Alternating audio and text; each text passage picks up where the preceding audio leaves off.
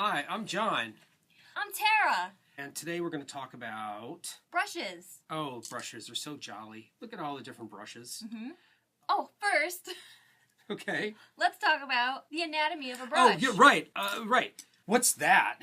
That's called the handle. Wow. It's where you hold it. Hold it. And what's that thing? That is called the ferrule. Okay. And then what is that? Those are the bristles. I got it. And yeah. so they can be either synthetic Mm-hmm.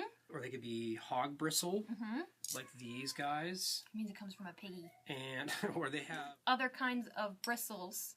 Right. So there's synthetic, there's hog. Right. There's squirrel. Squirrel. Sable. Sable, which tend to be really pricey because it's a fairly scarce animal. They import the sable from Asia. There's mongoose, which they sort of substitute sometimes for sable. There's squirrel. Did we say squirrel? We said squirrel. Let's say it again. Squirrel. Squirrel. Badger, which are also kind of pricey. So the natural hair soft brushes tend to be a little bit more expensive than the bristle and the synthetic.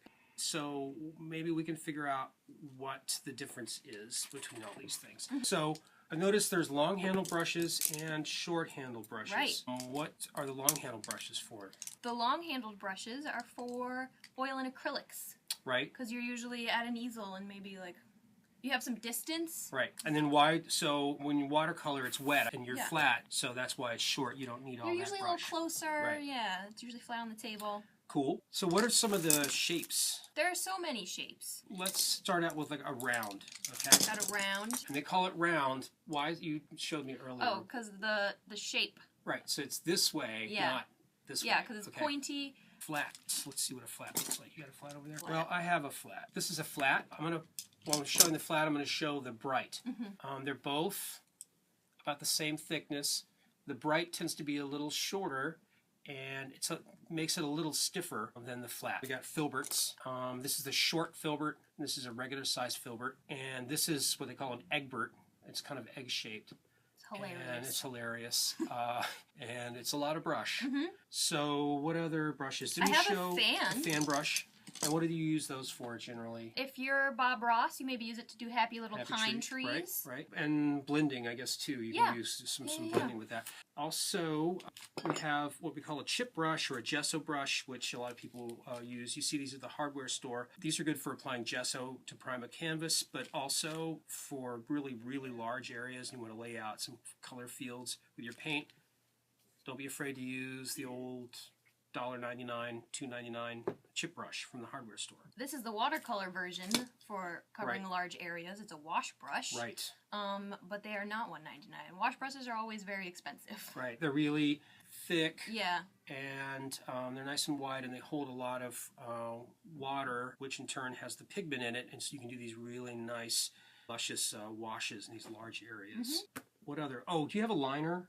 I do. Where is Yep, it? They're there sneaky. he is. So these are really long and thin. So these are really great in doing really, really long, sweet, luscious lines of paint. Yeah. Yeah. Sometimes when you buy a brush, it's all stiff and crunchy. That's another one. People go, this brush is ruined. What's going on? But really, why is that? Because it's starched, so it holds its shape in shipping and in sitting on shelves for a while. Right. So what do? You get it home and you get it wet.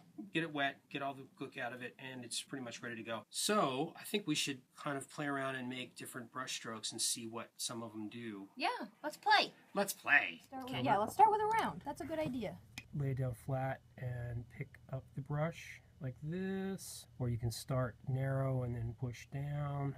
What I like about a round is that you can really vary the thickness of your line. Right. Really tiny, and then push it out, and then tiny, and push it out. Got that liner going over there? There's a liner for doing really thin, straight lines. Yeah, that's very cool. And the trick to a really straight line is you don't move your wrist, is you move your whole arm. Dang. You move your whole arm for the straighter lines. I'm going to use a filbert now. Okay, filberting. So this is fun because it leaves this round sort of line on the top. Oh, here's a petal on a flower. Oh, I didn't You put know the brush down, and as you're picking it up, you twist to bring it to a point. How do you do that now? Flower. You lay it down and then... You just, oh man. There you go. What a beautiful radiant Poinsettia. Let's let's see, this is a bright shader. Maybe you want to do windows of a house. That's really good. Also, you can use the edge. More straight lines. Or you can use it on its side. So it's kind of a versatile little brush. And like a round brush, you could use it to really and then there's a good variation. The thickness of lines. Got a fan brush. Here's a blue pine tree, kind of. Well, yes, I'm beginning to see that. It's upside down for the folks at home. We have lots or of yeah, you can use a dry lines. brush. That looks nice. Yeah. If someone said, I am on a super tight budget, right, and I can only buy 3 size brushes. For watercolor, yeah. I would get a round like that. So I would have a nice big round.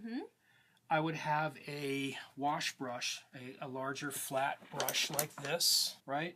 And then I would have a skinnier round, a smaller round. With those 3 brushes, you could rule the world. Absolutely. Here, this is a better example of that. So that's all you need. Yeah. That's really all you need. Something for washes, something for a tighter line, a thinner line, and something for a nice fatter line. I don't think we have anything else to There's talk nothing about. else to talk about. Nothing else to talk about. Thank you very much for your undivided attention. And next week will be better. Yep. Thank Bye. you. Bye.